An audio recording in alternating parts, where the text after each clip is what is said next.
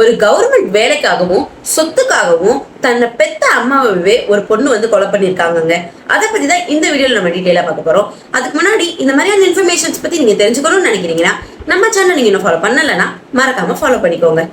ஜூலை 3, 2026 தாங்க இந்த சம்பவம் ஜெய்ப்பூர்ல நடக்குது. நீரஜ் சர்மா அப்படிங்கிற ஒரு 45 வயசான ஒரு பெண், அவங்க ஹஸ்பண்ட் 1 இயருக்கு முன்னாடி இறந்து போயிடுறாரு. அவர் கோர்ட்ல ஒரு ரைட்டரா ஒர்க் பண்ணிட்டு இருக்காரு. அவரோட வேலைய அவங்க ஹஸ்பண்ட் இறந்ததுக்கு அப்புறம் நீரஜ் சர்மாவுக்கு கொடுக்குறாங்க. நீரஜ் சர்மாவும் அந்த வேலையை பார்த்துட்டு வந்துட்டு இருக்காங்க. இந்த வேலைய அவங்களோட பொண்ணான 23 வயதான ஆஷி சர்மா அப்படிங்கிற அந்த பொண்ணு தனக்கு தான் இந்த வேலை வேணும் அப்படின்னு சொல்லிட்டு அவங்க அம்மா கூட அடிக்கடி வாக்குவாதம் பண்ணியிருக்காங்க. ஆனா அவங்க அம்மா அதுக்கு ஒத்தே போகல. இந்த வேலையை தக்க வச்சுக்கணும், அது மட்டும் இல்லாம அவங்களோட குடும்ப சொத்தான 14 கோடியை தானே அனுபவிக்கணும் அப்படின்னு நினைச்சிருக்காங்க இந்த ஆஷி சர்மா அப்படிங்கிறவங்க. இதனால ஒரு 7 லட்சம் ரூபாய் கொடுத்து ஒரு கூலிப்படையை ஏவி இருக்காங்க. எதுக்கு? தன்னை பெத்த தாயவே கொல்றதுக்காக. 130 கிலோமீட்டர் வேகத்துல ஒரு வண்டி அவங்க அம்மாவை இடிச்சிருச்சுங்க. ஃபர்ஸ்ட் இத ரோட் ஆக்சிடென்டா தான் கன்சிடர் பண்ணியிருக்காங்க.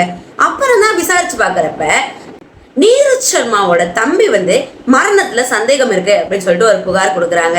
அது அடிப்படையில் இன்வெஸ்டிகேஷன் பண்றப்பதான் அந்த கும்பல் சுமார் 1 மாசமா நீரஜ் சர்மாவை நோட்டை விட்டு பார்த்திருக்காங்க. அப்புறம் விசாரிச்சு பார்க்கும்போது விசாரணையில ஆயிஷி சர்மாவும் இந்த வேலைக்காகவும் சொத்துக்காகவும் தன்னோட அம்மாவை தானே கொன்னுட்டேன் அப்படின்னு சொல்லியிருக்காங்க. இது அவங்க தனியா பண்ணல, அவங்க பெரியப்பாவும் அண்ட் அவங்க கசன்ஸும் இதுக்கு ஹெல்ப் பண்ணியிருக்காங்க. அது எப்படி கேவலம் ஒரு வேலைக்காகவும் சொத்துக்காகவும் பெத்த தாயவே கொலை பண்றதுக்கு இந்த பொண்ணுக்கு மனசு வருதுன்னு தாங்க தெரியல. இப்ப இவங்க மேல மர்டருக்கு கீழே கேஸ் ஃபைல் பண்ணியிருக்காங்க. இந்த மாதிரி பொண்ணுங்களுக்கு என்ன தண்டனை கிடைக்கணும் அப்படிங்கிறத நீங்களே சொல்லுங்க.